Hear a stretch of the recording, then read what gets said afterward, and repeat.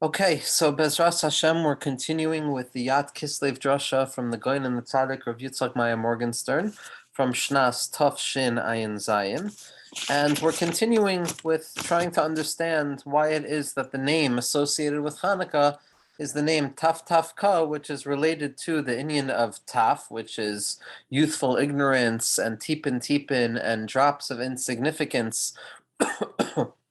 which are associated with Katnus, and how it's specifically from within the Katnus, by elevating the Katnus back up to Godless, we gain the actual manifestation of the Yechudim that the Baal Shem Tov HaKadosh, that the Baal HaTanya, that the Maggid of Bezrich were trying to teach us. And what we focused on was Igeres Chaf in Igros Kodesh, where the Baal HaTanya was Machadesh towards the end of his life, that there's an Or Choizer from the Kav, that the ray of infinite light that descends down into the world in order to illuminate that Chalal HaPanui, when it hits the bottom, it doubles back upwards to its source with intense ferocity and a new type of movement that would not have been possible had it not hit the limit. And we spoke about the distinction between Or Yasher and Or Choser. Or Yasher is that straight light that comes down from a clarified source of above to below, and Or Choser is that more difficult concealed light that emerges from the thickness of down here up above. And we're going to see how it's specifically this Or Choser, this reverberating light, this light that makes a turn at its limit point when it encounters its absolute end. That's going to be the light that we associate with Torah Chasidus, and that's going to be the light that we associate with this Chiddush, that it's specifically down here that we're capable of elevating ourselves back to the loftiest place possible. The Rebbe continues and he writes, והעניין הוא דדייקה רשב"י שהגיע למדרגת היחודים, הנה אז שמה שעתיקה קדישה קרא לו שמן בלי רבי. So we saw earlier that the Rebbe, in introducing two concepts from the Baal HaTanya, in explaining that every or, every darga has its kli, has its vessel, which is the hakdama to that or, which means that we have to prepare ourselves before we can taste experience itself, and the preparation for experience is part and parcel of experience. And the or of Yehudim, the light of the unifications that the Baal Shem Tov HaKadosh was being megala in the world, is associated with the kli of pashtus, simplicity, which we associated with those tipin of the Shem Taf Taf Ka, and that taflus and that youthful ignorance associated with katnus. And here, the Rebbe is going to return back to the first chiddush that the Baal Hasulam made, which is that in the Zohar HaKadosh we find in numerous places that Rabbi Shimon hears his name being called Shimon Shimon, and by dint of the fact that it didn't say Rabbi Shimon, it means that it was coming from HaKadosh Baruch Hu b'chvaydo v'atzmo kavyachol. Now, it's not clear, at least explicitly in the text, what this means, but the way I understand it is as follows, that if the Rebbe is pointing out that the kli for the Or of Yehudim, for that highest light, is the kli of Pashtus, so we see that explicit here in that Zohar HaKadosh as well. Because when Rabbi Shimon is referred to as Rebbe Shimon, so that's a state of godless. Rabbi Shimon has that ability to be the Rosh Chabura, to be the Rosh Bayis, to be that Tzaddik Yisod Olam, to be referred to as Rebbe. But that status of Rebbe is only in relationship to things that are lower than Rabbi Shimon. But when Rabbi Shimon is called Shimon Shimon, without the Toar of Rebbe, without the honorifics of Rebbe, which points to a state of Pashtus, Shimon, without that Rebbe, that becomes the kli for Rabbi Shimon to realize that, wow, this must be coming directly from HaKadosh Baruch Hu himself. Because that Or of Yehudim, that highest level of HaKadosh Baruch Hu, sending down that light to the tzaddikim, to the world, when it comes down from that high place of Yehudim, the kli is going to be pshitus, and Shimon, of referring to Rabbi Shimon without the Torah of Rebbe, is going to be that Or of pshitus. So the Rebbe continues and he says it's specifically when Rabbi Shimon reaches this darga of Yehudim, the loftiest level, that az shama sha'atika kadisha karilo Shimon b'li Rebbe. It's at that point that he's referred to as Shimon without Rebbe, because the or, the kli necessary to be koilet, that or of Yehudim, is the kli of pashtus, where a person is no longer going to have their titles that give them strength. Dihine kasher Yaakov Avinu pago b'kaf yarcho shu hanetzach dezer an benu kenegdoi hoid denuk, that we know that in the encounter with Yaakov and the Sarah Shel Esav, when Yaakov got hit on his thigh, which was associated with the Netzach of Zer Anpin, which is associated with the Hod of the Nukva, which is the secret of the Pagam of Hod, which we've spoken about in the last drasha that we spoke about, where the Pagam of Hod is our inability to be grateful to HaKadosh Baruch Hu, that we have the ability to have Emunah in the Torah of Baal Shem Tov in our generation, to have Emunah in ourselves and our Yichudim. So that Pagam in Hod, that was encountered with the Saro Shel Esav, that Pagam of Emunah in ourselves, that represents all of the Bechinos Shel Hanitzutzin Hatzrichim Tikun. That place that was Nifkam is all of those fallen sparks, all of those drops, all of those tipin, which still operate at the lowest level of Elam Ha'asiyah, that are stuck without rectification as of yet. V'husod Yud Nitzutze Kedusha Habluim V'ikve Ak Kameshakasav Beitzchayim Daf Yud Zayin Amud Aleph. And these are those 10 lowest manifestations of the sparks of holiness that are entrenched within the lowest imaginable place, which, as we saw from the Rebbe earlier in the name of the Balatanya, that it's specifically the Or Choser, that reverberating light that comes out of darkness, that has the capacity of rectifying these very low Yudnei Tzotze Kedusha, those irreducible points of holiness that are now swallowed up and contained at the bottom of the heels of Adam Kadmon, which is Mislabesh in the lowest imaginable place possible. Ubetikunam Tale Hageula, and the rectification of these irreducible sparks of holiness that continue to be hidden and concealed within darkness, the Geula, redemption, is dependent on them. Behem Nikraim Sheirus Yaakov, and they're referred to in the Zohar HaKadosh as the Sheirus Yaakov, as the leftovers of Yaakov, those things which seemingly have no capacity of being redeemed. Vihine Ein Derech Laha'alois Oisam, and B'derech Klal, we have no ability to elevate them. They're stuck. There's no way of fixing them. It's a tikkun that a person can't be mataking. But on Chanukah, Kadosh Baruch Hu nasan hakoyach lahalos oisa yud nitzutze kedusha. On Chanukah, which is mukdam, which is prepared for by the light of Yat Kislev, so we then have the capacity to elevate those 10 sparks of holiness that are concealed within the lowest place imaginable. Ki hasam kasher lachem im Yaakov Avinu, that when the other side, when the hither side, when the Sarah Shel Esav, when the darkness of our lives was engaged with the battle with Yaakov Avinu, he hid him, paga b'kaf yerecho, he hid him in that thigh, v'naflu yud nitzutzas ba'akvayim, and those sparks fell down into the lowest place, ubitikunam talei ha'geula, and the redemption is dependent and contingent upon the elevation of these places in our lives that seem to be without redemptive quality. And on Chanukah, we have the need and the opportunity to elevate these fallen sparks through this name of Taf Taf Ka, which represents the Katnus, the Pashtus, the Shimon without the Rebbe Shimon. And it's all through the Koyach of Or Choser.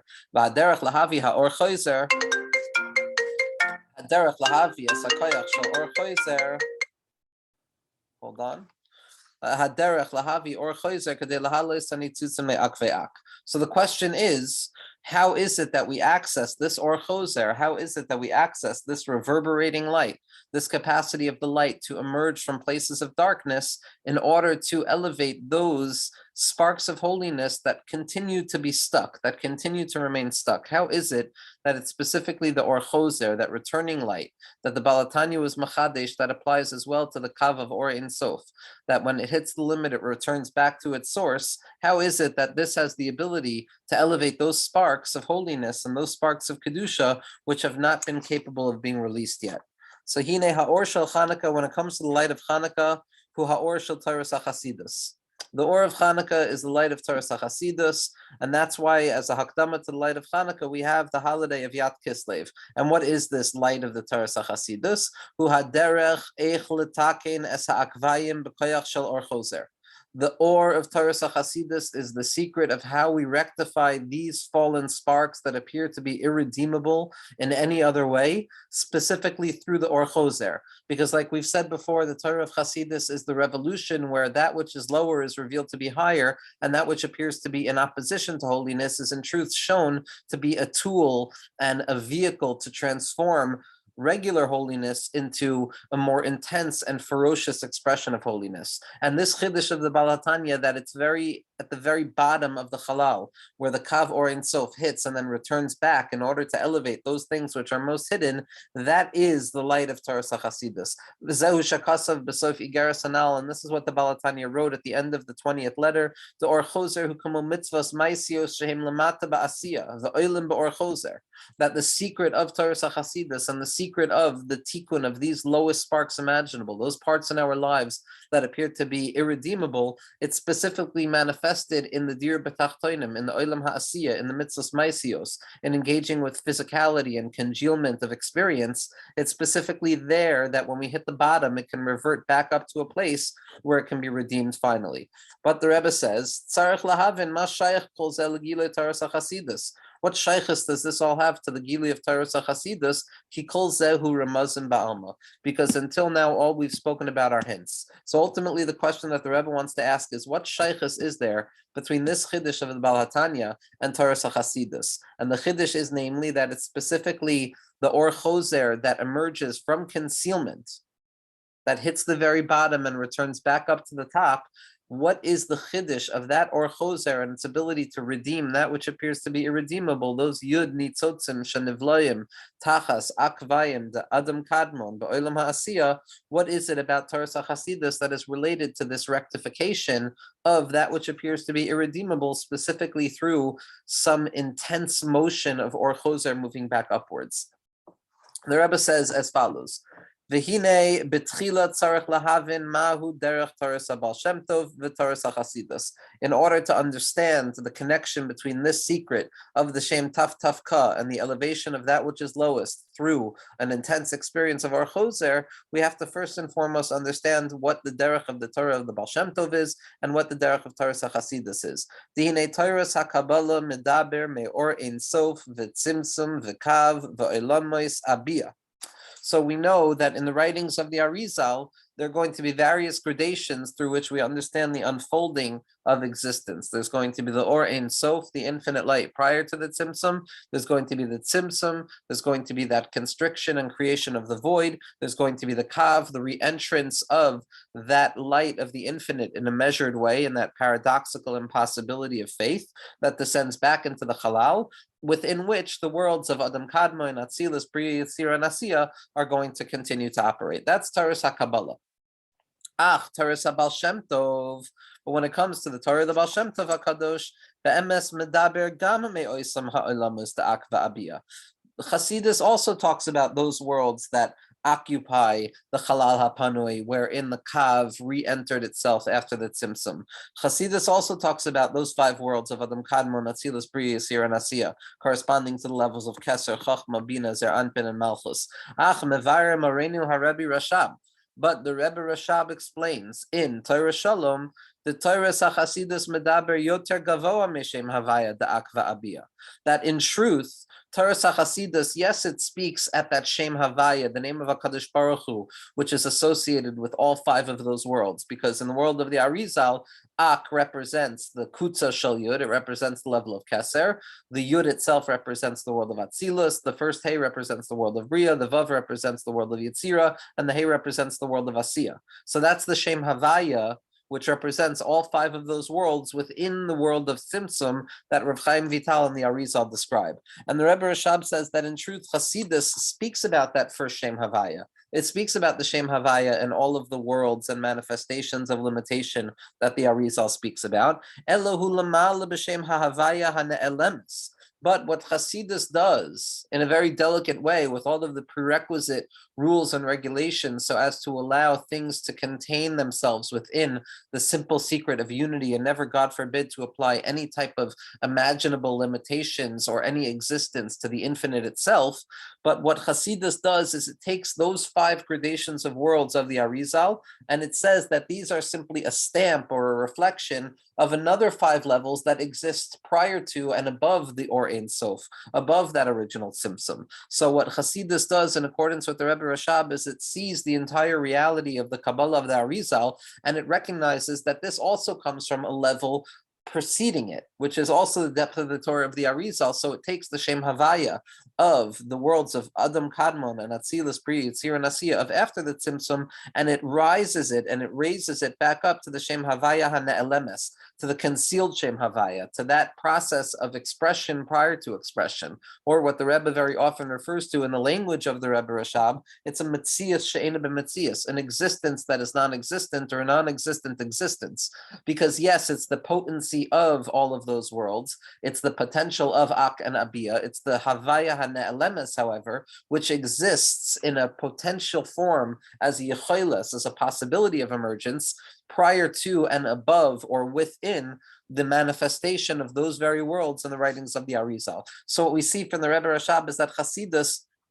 lives in the world of the Arizal, but it takes it back up to its invisible source. And in spite of the fact that it's invisible over there, in Hasidus, invisibility doesn't make a difference, because you could still speak about that which you can't speak about. You can speak about the gradations prior to expression as well, while the Arizal speaks only in the world of that which has already been revealed. So that's what the Rebbe Rashab says when he says that, yes, we access the Shem Havaya of Ak and Abia that the Arizal spoke about, but in Hasidus, they bring it back up to the Shem Havaya HaNe'elemes, Asher Sham Mishtakfin Kol HaMadregos,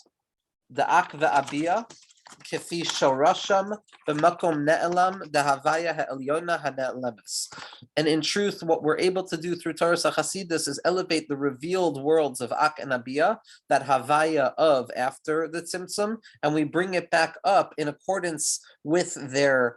idealized form. Without any distinction, we bring up those worlds of Ak and Abia in accordance with their shoresh b'makom hane'elam, in that concealed place of Havaya ha'elyona hane'elemes, of that elevated and concealed Shem Havaya, which operates beyond manifestation. It's a state of pure potential prior to any manifestation, and Metzias she'ena b'Metzias, because it's a ne'elemes, but Hasidus brings us back up to a place even higher than the worlds that the Arizal speaks about. V'tzarich lahavin mas shayach in yedzeh l'soid shem taf taf ka hamataken lamata b'tachtas ha'asiya. And what we have to understand for ourselves, now that we've identified exactly what Torah Hasidus is coming to do for us, Torah Hasidus is coming to bring everything that we understand in the world of Kabbalah and reveal that it's rooted in a much higher place than we tend to assume it's rooted. So what Hasidus is doing is it's bringing everything back up to a higher origin. It's taking from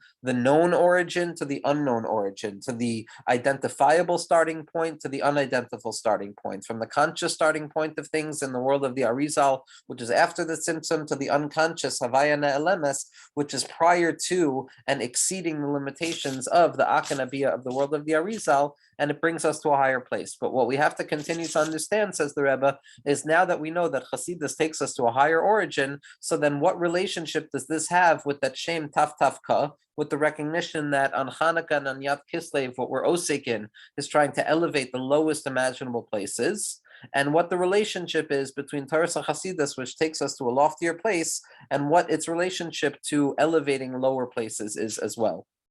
So what we're going to see from the Rebbe tonight, Amir Hashem, is that the higher something comes from, the lower it can manifest itself.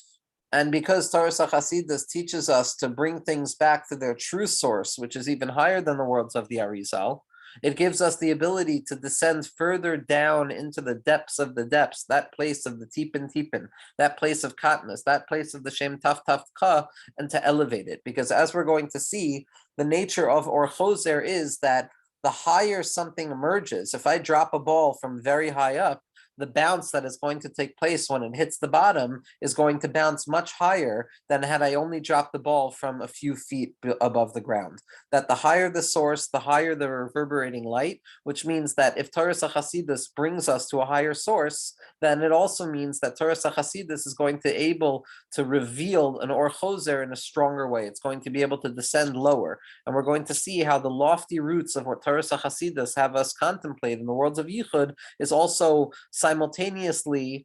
at the very same moment, going to teach us how we can descend lower and lower and lower into those places that we thought were irredeemable or unrelated to Kedusha Be'ezras Hashem.